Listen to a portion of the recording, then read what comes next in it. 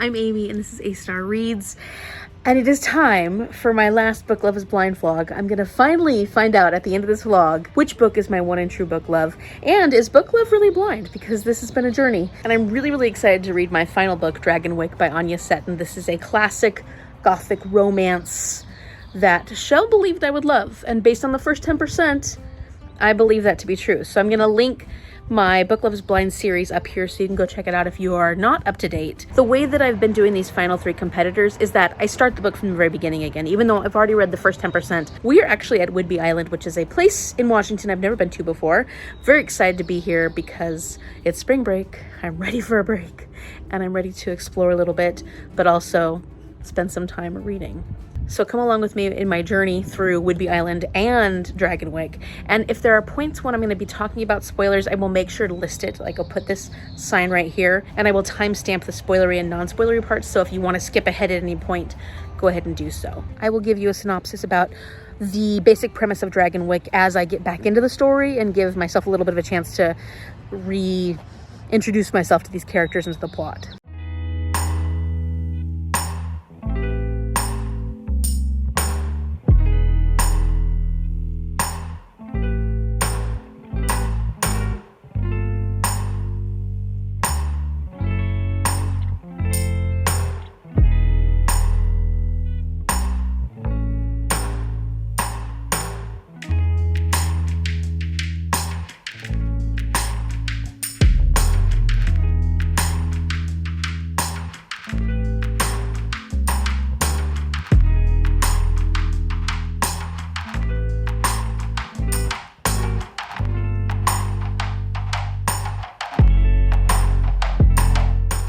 Okay, so it is the morning time. Well, it's actually almost afternoon now, but we kind of were just taking it easy on this trip. Mom's not feeling so well, so we're just really relaxing. We were kind of thinking, oh, let's go explore. And then we're thinking, no, let's just relax and read and stay cozy. This is a really pretty Airbnb, so we're just enjoying it. It's a lovely little place. It has a private courtyard and a separate room, which is like a family room. This was an old fisherman house because we're really close to the water. Apparently we can walk down to the water, which once it stops raining, and it's starting to look like it might be stopping soon, I want to take Cece down for a walk so we can go down to the water's edge. But I've been doing a little bit of reading this morning. I'm a little slumpy right now, so my reading is not going as fast as it could be going. I'm not very far at all. I'm like 50 pages into this. One thing I can say already is there's a really unfortunate depiction of a fat woman, and I think that's going to be a big portion of this story. Before I go into this topic that this book does a lot, this aspect of this book that I don't like, I just want to point out that if you haven't watched the whole Book Love is Blind series, you haven't heard Shell's discussion on these different books, this is the one book she hadn't read because she does not like historical romance. Well, she likes historical romance, but she doesn't like these gothic classic style historical romances. This is not her type of book. In fact, she hated reading the first 10% while she was typing it out for me. So just know that Shell would never have put this book on this list. I know Shell. I know she never would have put this book on this list if she had known that this fat phobia issue was going to come into play. This is not on Shell. This is this book's fault. And the fact that there's not enough, I went and actually looked to see how much people talked about the fat phobia in this, and there's not enough comments about it. Like, I feel like the commentary is not that big about, hey, this is a huge aspect of this book and it's an issue. And so I thought that was a little bit strange. But yeah, just know, Shell has not read this book. She would not have known.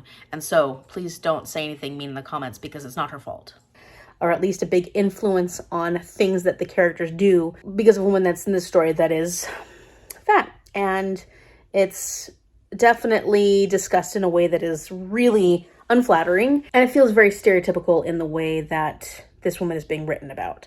So I know that it was written in 1944, 1940s, so I'm not surprised, but I'm not going to enjoy a book that is this fat phobic all the way through.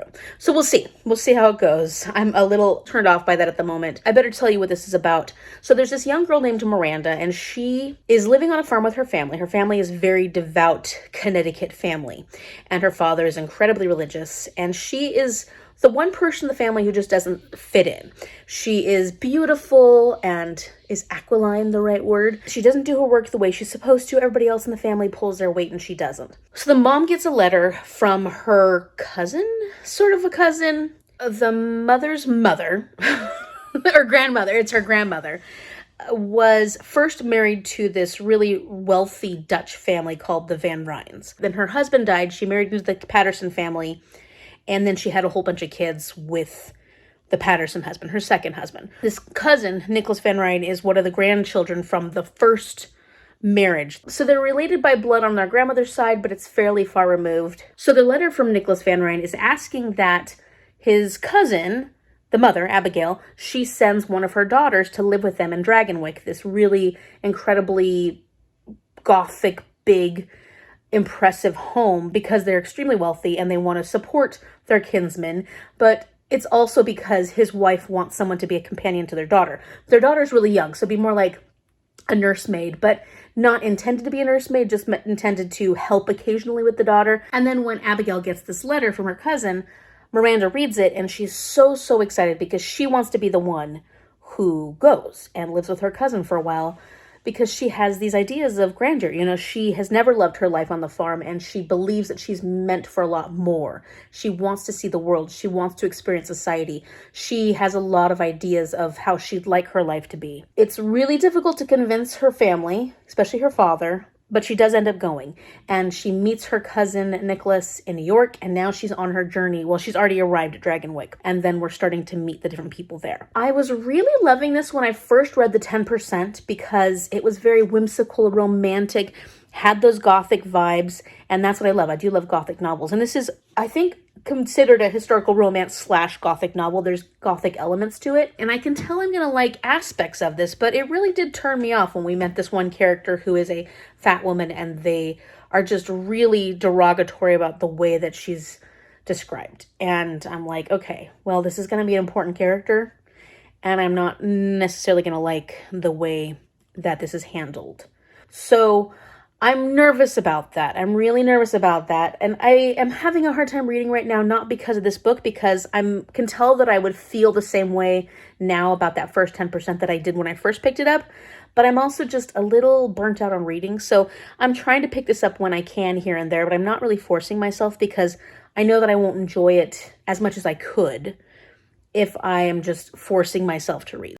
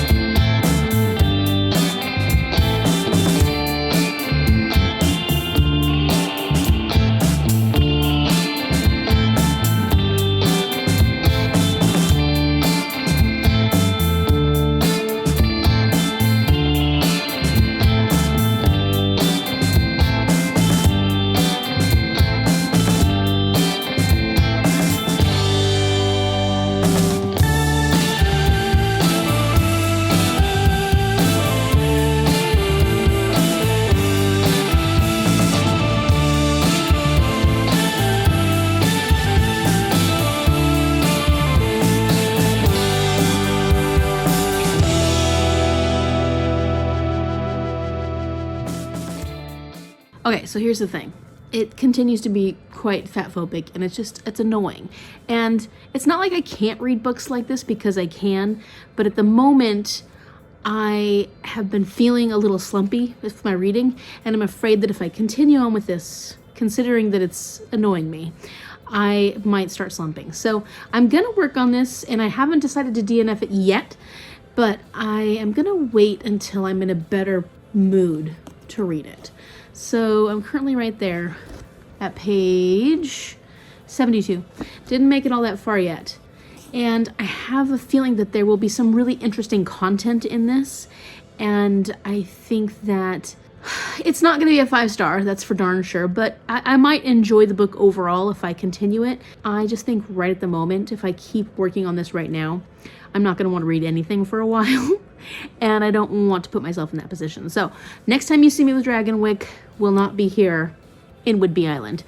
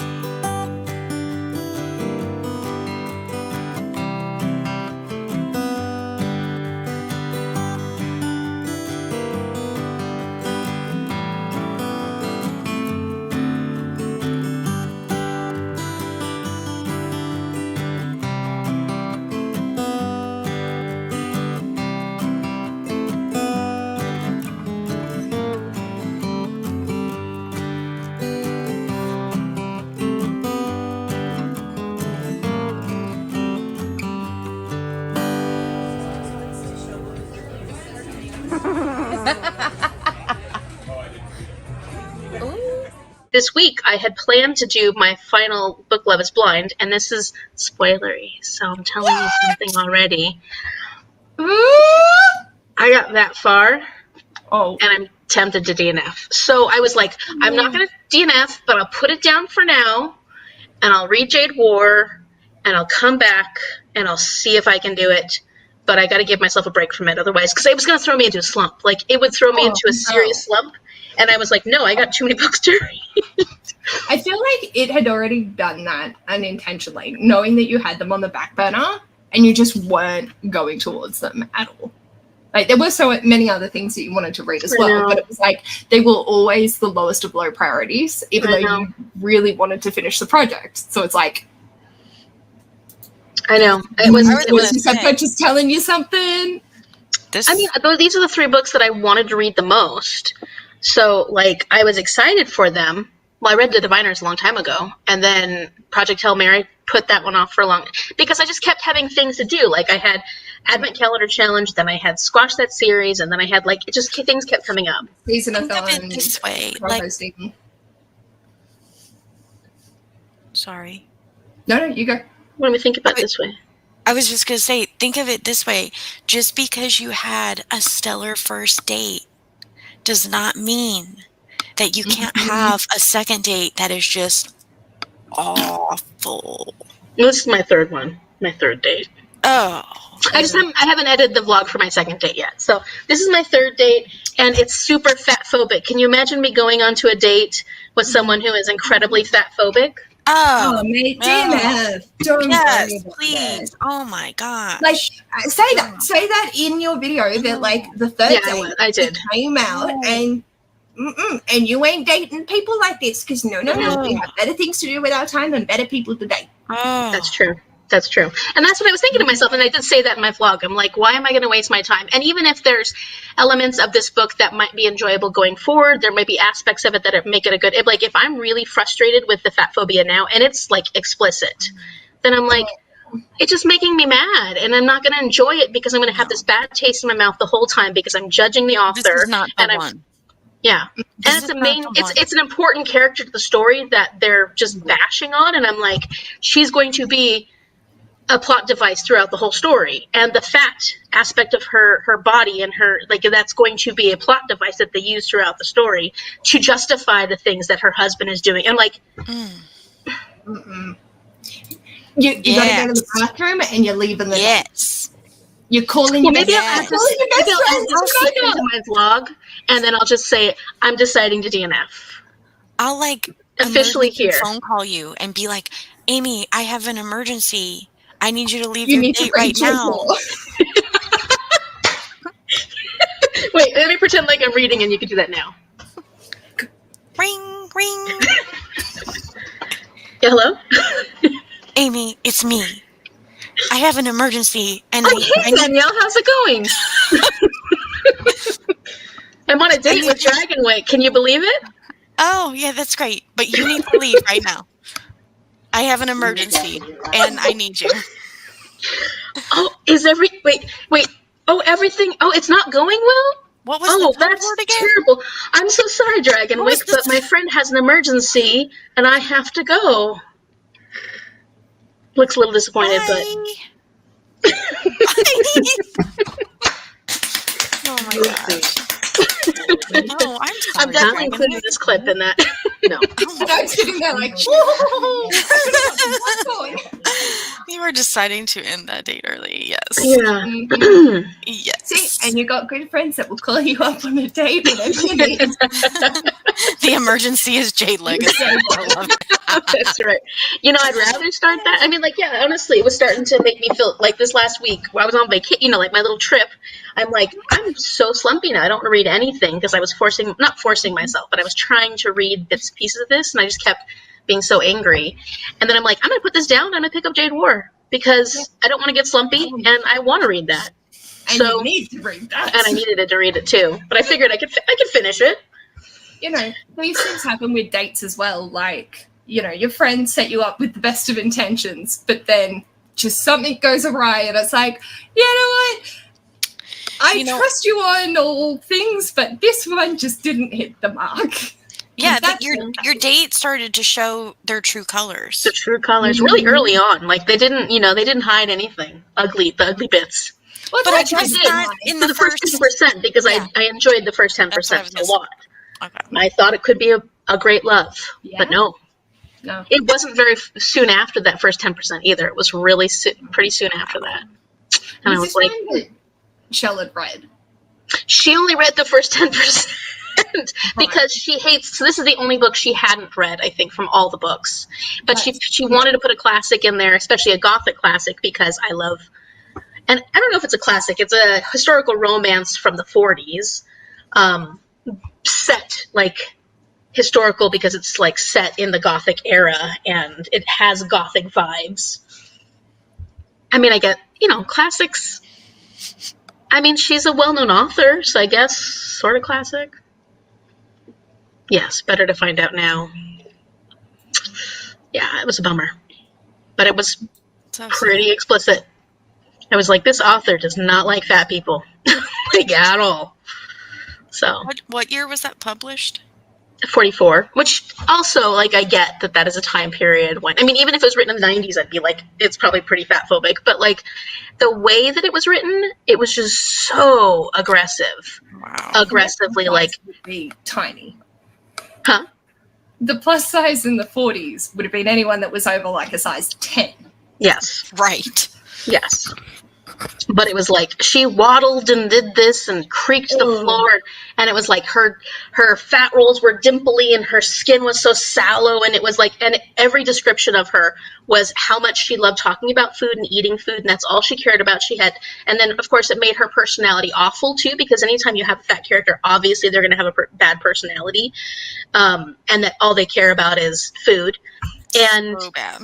And I looked up some of the things about it, and I think in the future we find out why she gained a lot of weight, and has a lot to do with the fact that she couldn't conceive more children for her husband, or any children for her husband, or more. I think more. And so, like, he stopped paying attention to her or something, and so she started gaining weight, and then he obviously was even, I'm like, that means it's going to be a big portion of the story, and so I'm going to have to deal with that the whole way through. Nope. No, thank you. This was the Jade War discussion with Bookstar Read-Alongs, and we had already discussed Jade War completely, so I've timestamped down below like an hour and 30 minutes in where this discussion started, where we were talking about this and then other things. And we go into a lot more depth after this clip has finished, but I really wanted this portion of the clip for this video.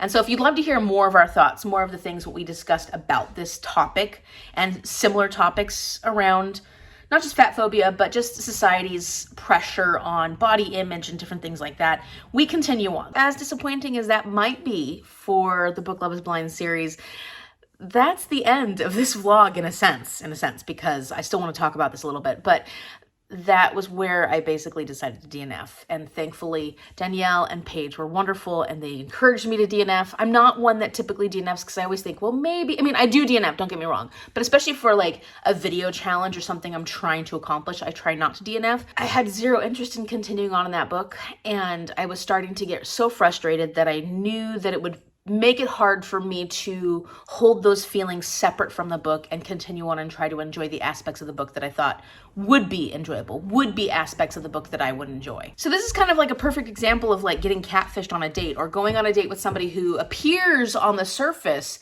to be all the things you want, because this appears on the surface to be all the things that I would enjoy in a book. And so on the surface, I might want to date Dragonwyck because Dragonwyck seems like the perfect match.